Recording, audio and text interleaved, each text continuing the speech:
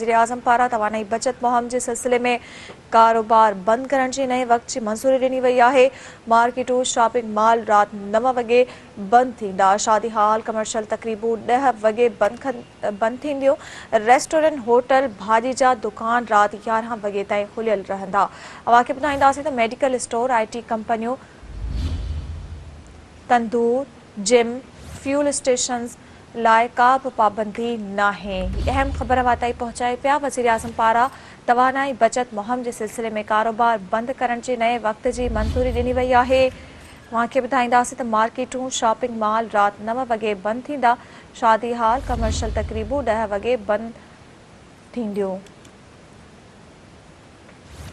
अव्हांखे ॿुधाईंदासीं त रेस्टोरेंट होटल भाॼी जा दुकान राति 11 वॻे ताईं खुलियल रहंदा।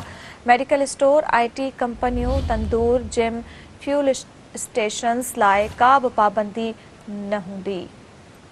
अव्हांखे ॿुधाईंदासीं वज़ीर-ए-आज़म पारां तवानाई बचत मुहिम जे सिलसिले में कारोबार बंद करण जे नए वक्त जी मंज़ूरी ॾिनी वई आहे। अव्हांखे ॿुधाईंदासीं त मार्केटूं शॉपिंग मॉल राति 9 वॻे बंदि थींदा। शादी हॉल कमर्शियल तक़रीबूं 10 वॻे बंदि थींदियूं। अव्हांखे ॿुधाईंदासीं त रेस्टोरेंट होटल भाॼी जा दुकान राति 11 वॻे ताईं खुलियल रहंदा। मेडिकल स्टोर IT कंपनियूं तंदूर जिम फ्यूल स्टेशन्स लाइ का बि पाबंदी नाहे।